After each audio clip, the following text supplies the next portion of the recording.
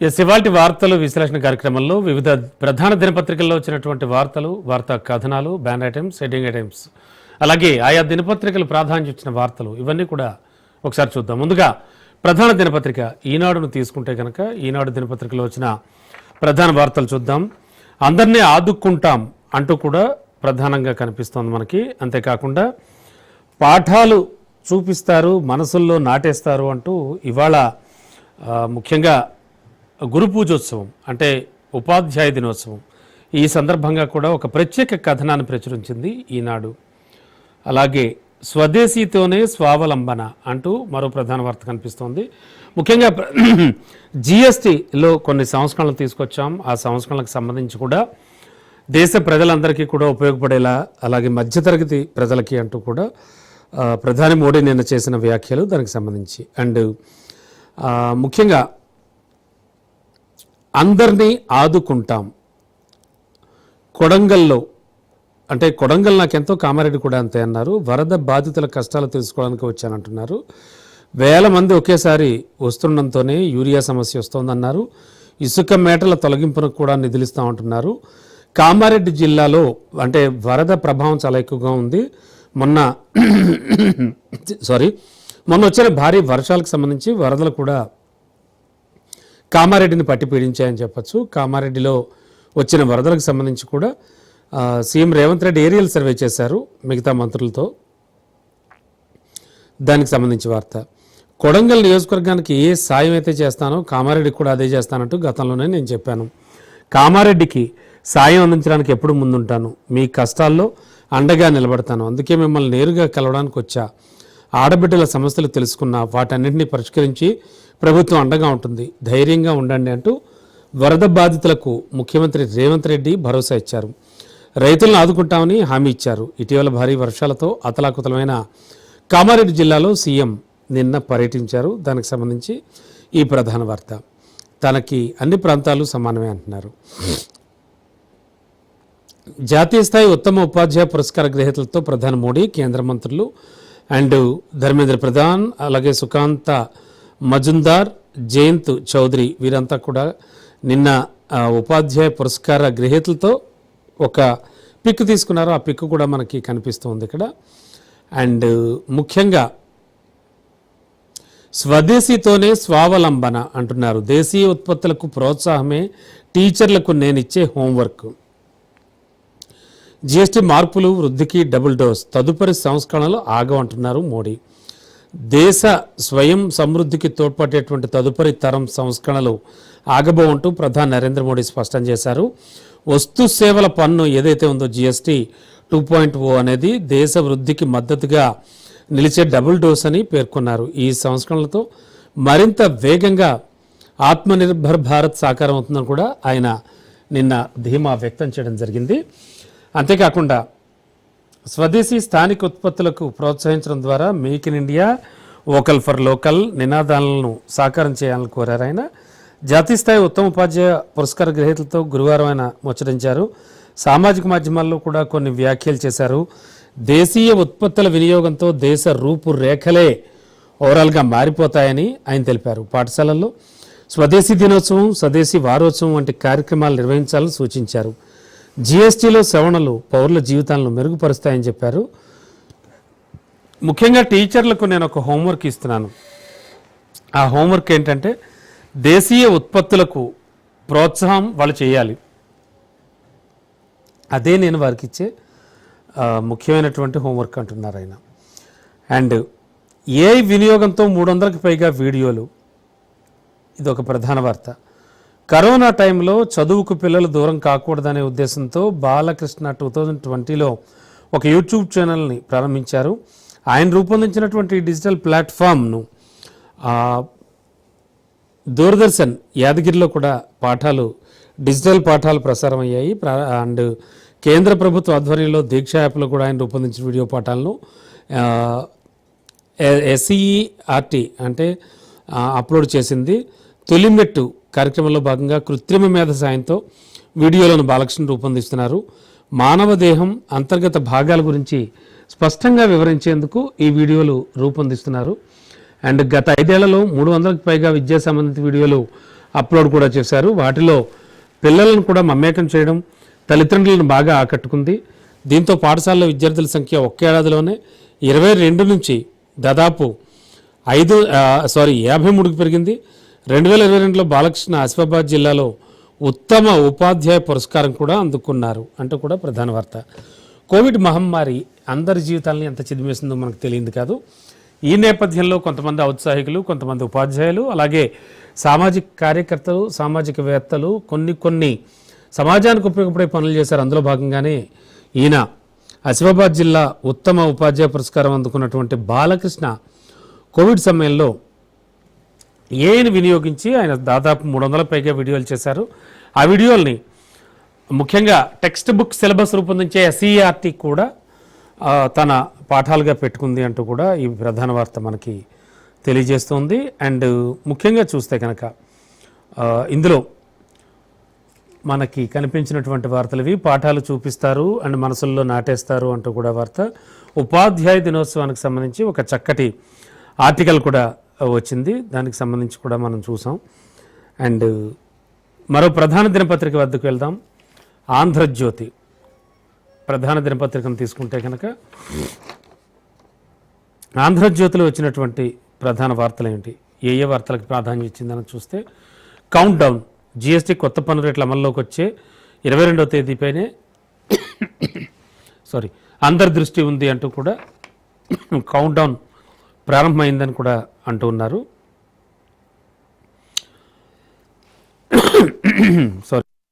ఇక GST 2.0తో double dose అభివృద్ధి అని కూడా అండ్ అందరినీ ఆదుకుంటామంటూ రేవంత్ రెడ్డి నిన్న చేసిన పర్యటనలో నాకు అన్ని జిల్లాలు ఒకటే అని ఆయన చెప్పిన విధానం, అలాగే అన్ని ప్రాంతాలు ఒకటే, అన్ని ప్రాంతాలు డెవలప్ చేద్దామన్నారు. దానికి సంబంధించి కూడా ప్రధాన వార్త మనం చూడొచ్చు. ముఖ్యంగా ఆంధ్రజ్యోతిలో కవర్ చేసినటువంటి ప్రధాన వార్త జిఎస్టీ మండలి భేటీలో హైడ్రామా అంటూ ఒక విమర్శనాత్మక కథనం వచ్చింది. పన్ను తగ్గింపుపై 4 రాష్ట్రాలు అభ్యంతరం పెట్టాయి, తమకు పరిహారం ఇవ్వాలంటూ డిమాండ్ చేస్తున్నాయి. రాత్రి యాక్చువల్లీ 7 గంటలకే ముగియాల్సిన భేటీ అయితే 2 రాష్ట్రాల అభ్యంతరాలతో 9:35 వరకు కూడా కొనసాగిన వైనం. ఓటింగ్కి వెళదామన్న మరో రాష్ట్ర మంత్రి అంగీకరించిన ఆర్థిక మంత్రి నిర్మల, బెంగాల్ మంత్రి జోక్యంతో సద్దు మణిగిన వివాదం. ఈ క్రమంలోనే ప్రకటన బాగా జాప్యం జరిగింది అంటూ ఈ వార్త. ఇక జిఎస్టీ కొత్త పన్ను రేట్ల అమల్లోకి వచ్చే 22వ తేదీపైన అందరి దృష్టి ఉందంటున్నారు. ముఖ్యంగా ఏ వాటిపై రేట్లు తగ్గుతాయి అనేది కూడా చాలా క్లియర్ కట్గా ఈ ఆంధ్రజ్యోతి దినపత్రిక కవర్ చేసి ఇవ్వడం జరిగింది. టీవీలు, రిఫ్రిజిరేటర్లు, వాషింగ్ మిషన్లపై దాదాపు 1500 నుంచి 45,000 వరకు కూడా తగ్గే ఛాన్స్ ఉందంటున్నారు. ఇక 13% వరకు ఐస్ క్రీముల ధరలు కూడా పిల్లలు పెద్దలు ఎంతో ఇష్టపడితేనే ఐస్ క్రీముల మీద. అండ్ 2 వీలర్స్పై ముఖ్యంగా ద్విచక్ర వాహనాలపై కూడా 25,000 వరకు కూడా మిగిలి ఉంటుందంటున్నారు.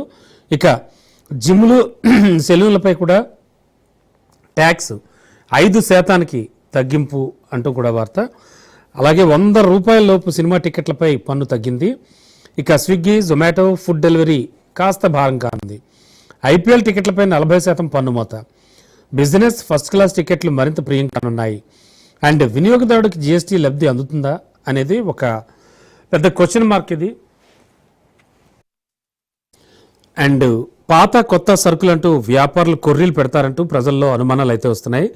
ఇది అనుమానం కాదు, ఖచ్చితంగా నిజమే. ఎందుకంటే ఖచ్చితంగా మనకి పన్నుల విధానాలు అమల్లోకి వచ్చాక మనం బడ్జెట్ ముందు కావచ్చు, ఇంకా చాలాసార్లు కేంద్ర రాష్ట్ర ప్రభుత్వాలు ఇలా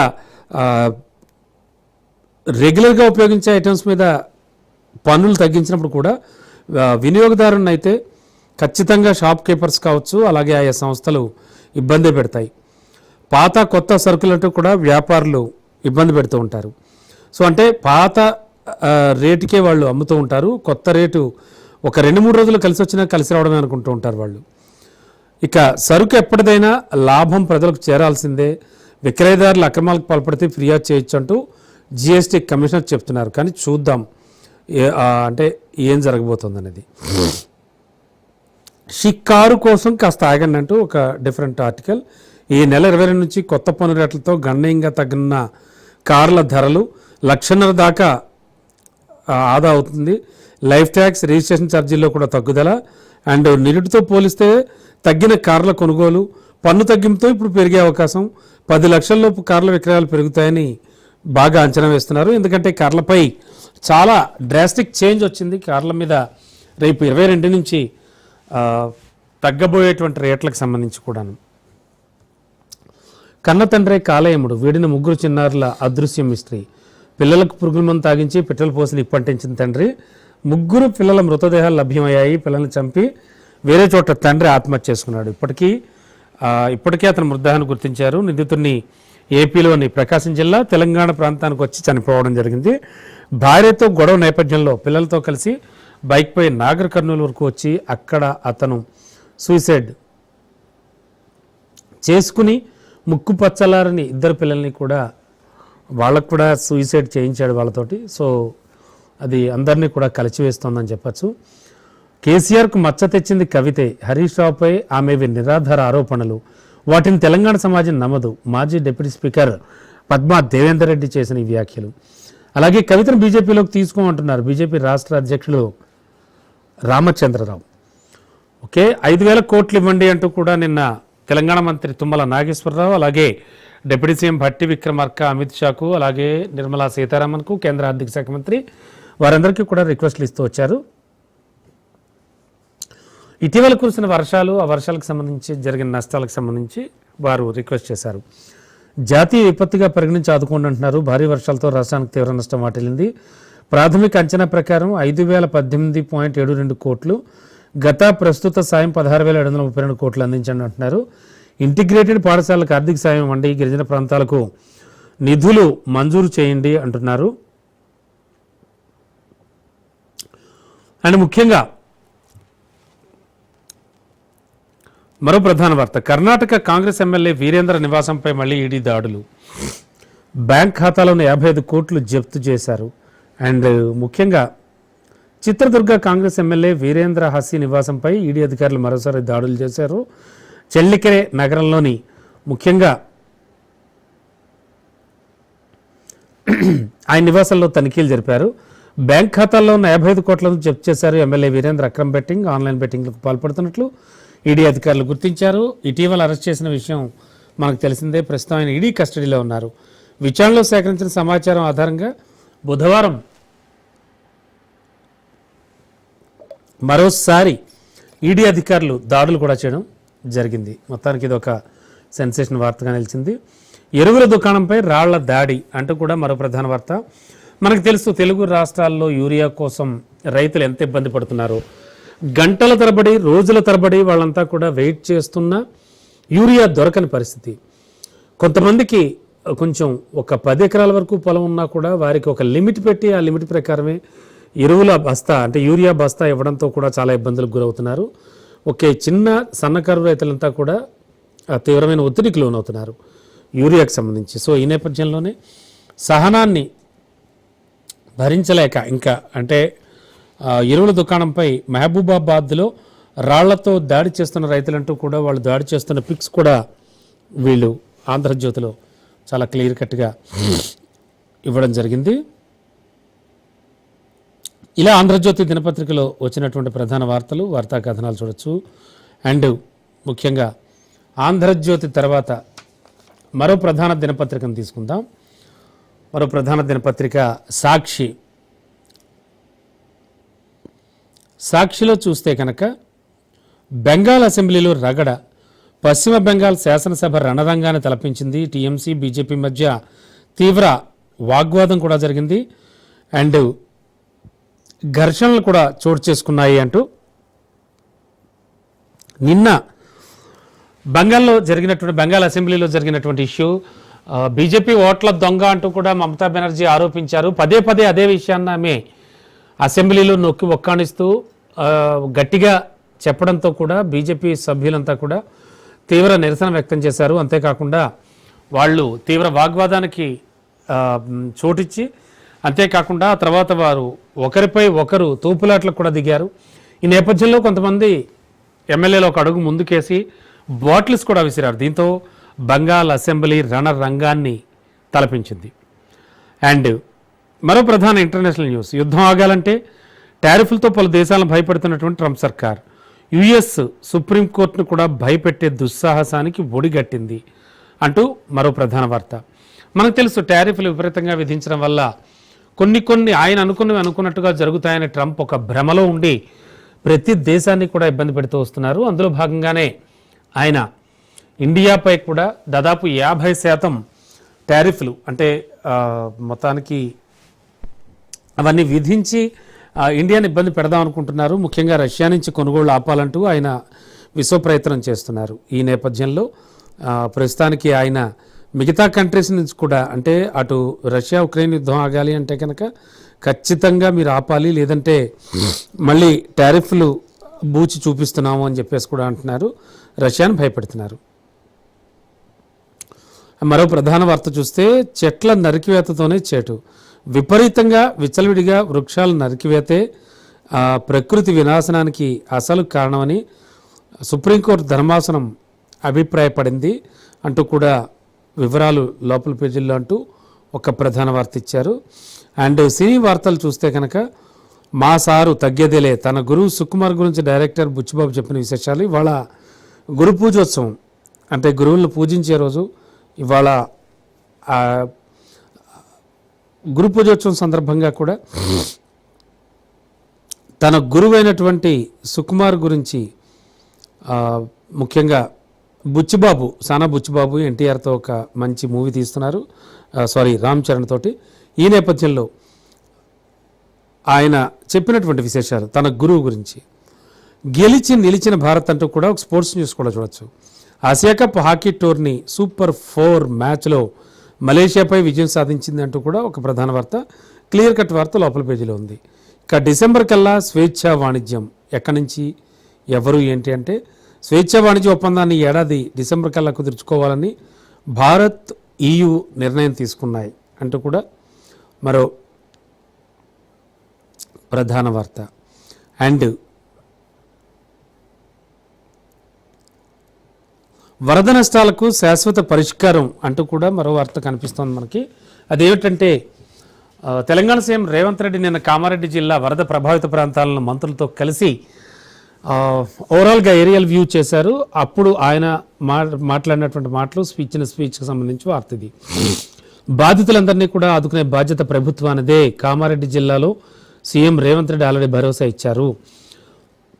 100 ఏళ్లలో రాని వరదలు వచ్చి భారీ నష్టం జరిగింది, మళ్ళీ వరదలు వచ్చి ఇబ్బందులు రాకుండా పకడ్బందీ చర్యలు తీసుకుంటా ఉంటున్నారు.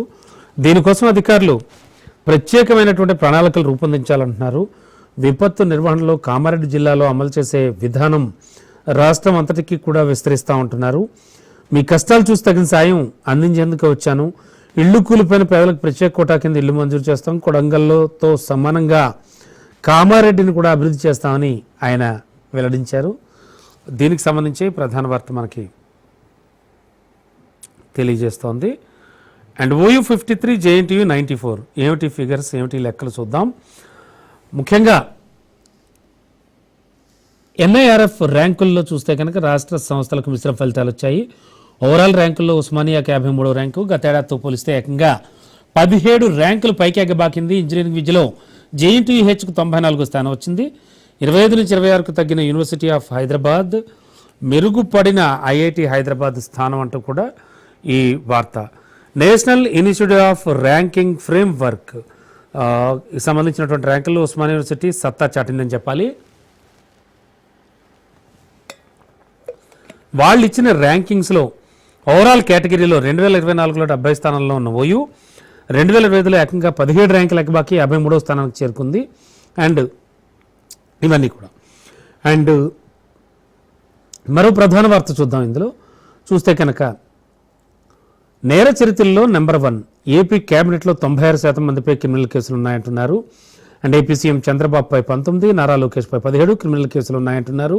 డిప్యూటీ సీఎం పవన్ కళ్యాణ్పై 8 అండ్ 5,705 కోట్లతో అత్యంత సంపన్న మంత్రిగా పెమ్మసాని ఉన్నారని, అండ్ ADR ఎస్ఈడబ్ల్యూ తాజా నివేదికలో వెల్లడి అంటూ కూడా ఒక ప్రధాన వార్త. ఆఫ్ కోర్స్ ఎవరు అధికారంలో ఉంటే వారిని విమర్శించడం ప్రతిపక్షానికి అలవాటే. అందులో భాగంగానే ఈ దినపత్రికలో రాసినటువంటి ప్రధాన వార్తల్లో నేర చరిత్రలో నెంబర్ 1గా ఉంది ఏపీ అంటున్నారు. అటు అప్పట్లో అధికారంలో ఉన్న వైసీపీకి సంబంధించి కూడా చాలామంది పేర్లు కూడా బయటకు వచ్చి ఉండొచ్చు. కాకపోతే ఇందులో వారు ప్రస్తావించలేదు.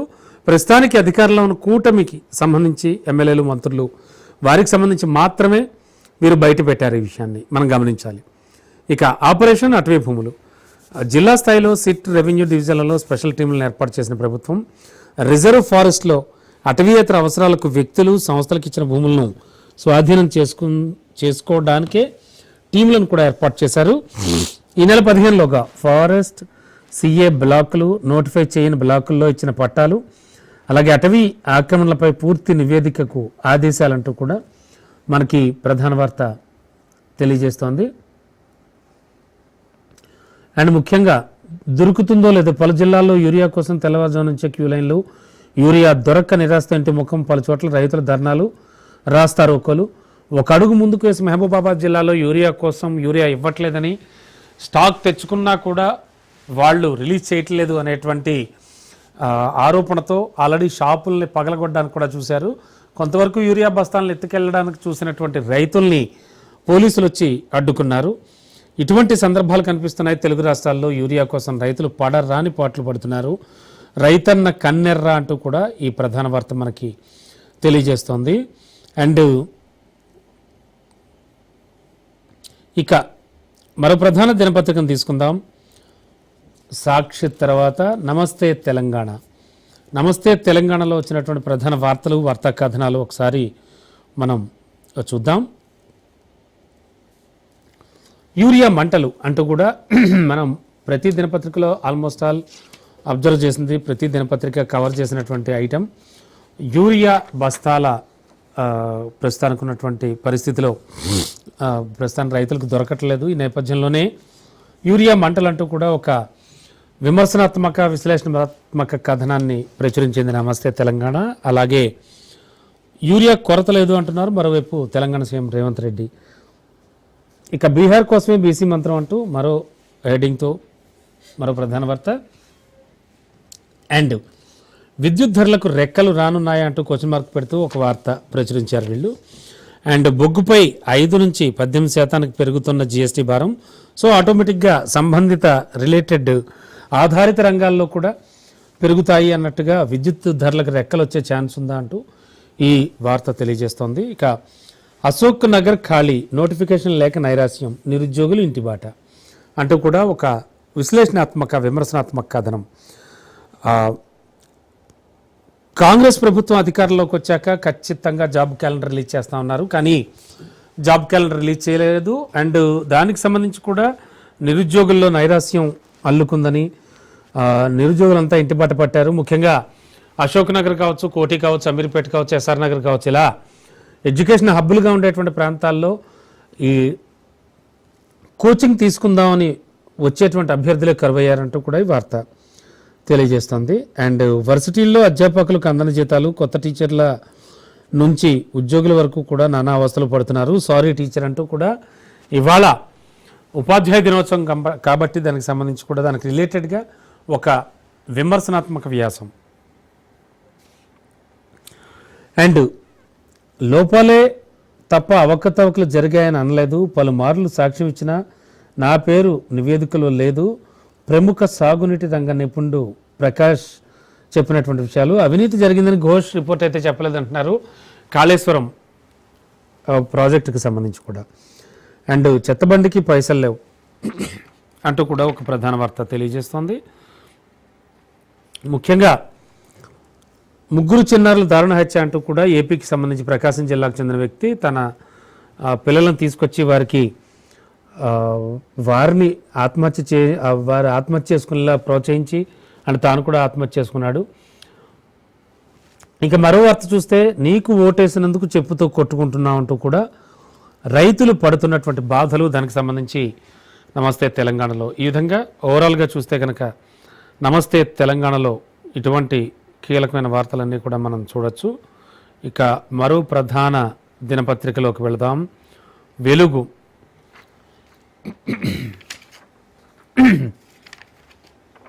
వెలుగు దినపత్రికలో వరద బాధితులను ఆదుకుంటా ఉంటున్నారు, ప్రతి కుటుంబానికి అండగా ఉంటా ఉంటున్నారు సీఎం రేవంత్ రెడ్డి.